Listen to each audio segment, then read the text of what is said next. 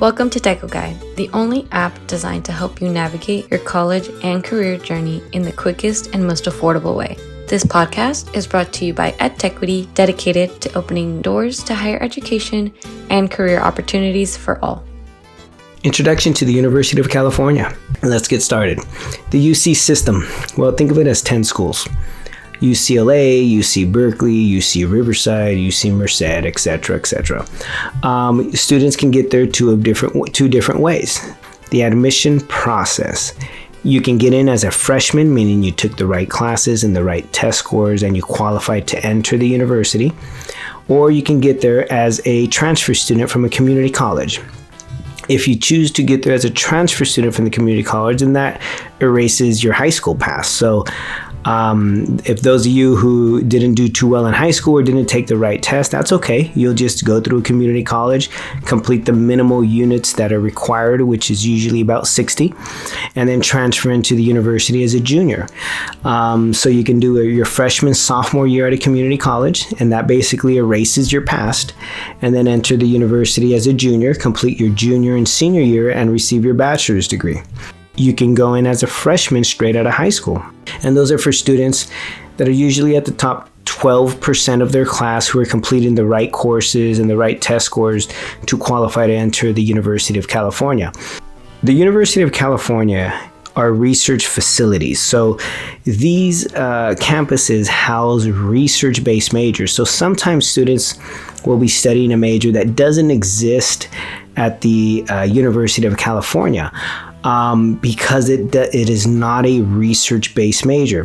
While other times you'll see majors that exist at the UC, at the University of California, and also at the CSU. And the reason is because they could be research or they could be hands-on. And the CSUs will teach it in a hands-on practical manner, and the UCs will teach it in a research-based manner. And so when students ask if one is better than the other, not necessarily. It just really depends on what your career goals are and what you're going to be doing with your degree. From my experience, in most cases, students will choose the university based on location other than based on what type of education they'll receive. So it really will depend on what your preferences are for your major, what your ability is to relocate, etc. Since there's only 10 of them, they're scattered throughout the state of California. So for most students that live in, say, a rural area of California, if they wish to go to a UC, it would require them to relocate. Cost-wise, if you had to pay, UCs for California residents cost approximately $15,000 a year. And most UCs are on a quarter system, so those $15,000 a year would cover your fall, winter, and spring tuition. For those of you who qualify for financial aid, then you will have most of those fees paid for. And, some students will fill out the FAFSA. Some students will fill out, like undocumented students, they'll fill out the California DREAM Act. And if you qualify for based on family size and income, you may get that tuition waived or paid for automatically through one of the state or federal grants that you may receive.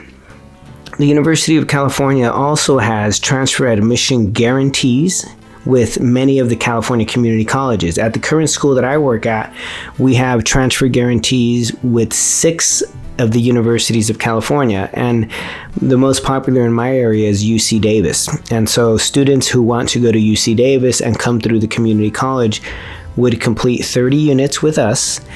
We'd then sit down, kind of figure out what the next 30 need to be for the student. And if the student completes the following 30 for a total of 60 or more units with the appropriate GPA, then they will be guaranteed admission to the University of California at Davis. So that's a great way to stop guessing whether a school is going to admit you or not, is to go to a community college, do a transfer admission guarantee, complete the appropriate number of courses, and you're right in. So Just different ways to get into the UC and, really continue on with that bachelor's degree.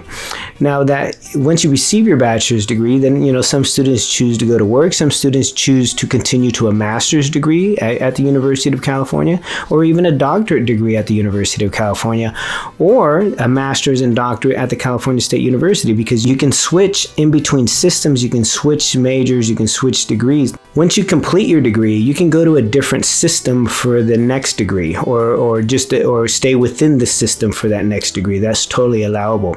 I often get students who may have started at a university and then for whatever reason came to a community college and then want to get back to a university. And you can do that as well.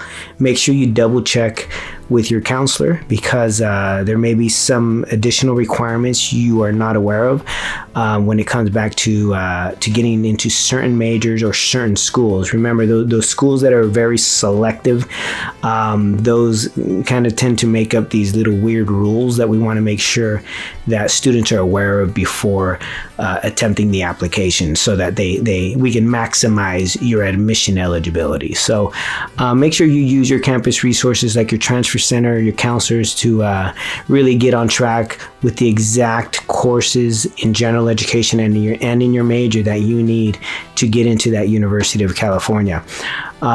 Basic admissions requirements, the bare minimal admissions requirements: you got to finish at least 60 units at a community college. You got to have at least a 2.4 GPA, bare minimal. The higher your GPA is, the more opportunities you'll have to apply to more selective programs within the University of California. So, keep that GPA up, and always look into see if they have a transfer guarantee through the community college to the University of California of your choice.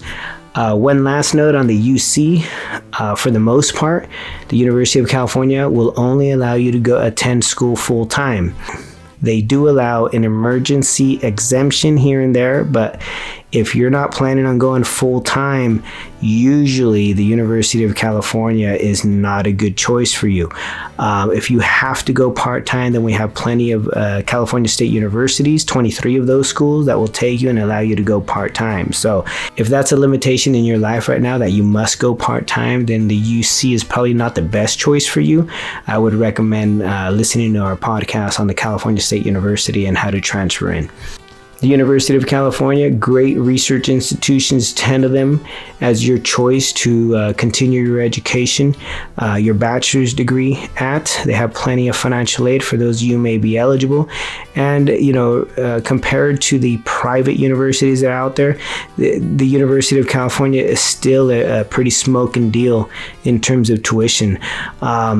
Most of the students that I've transferred to the University of California, the different campuses, including Berkeley and Merced and Riverside, they went tuition free because they qualified for federal and state financial aid.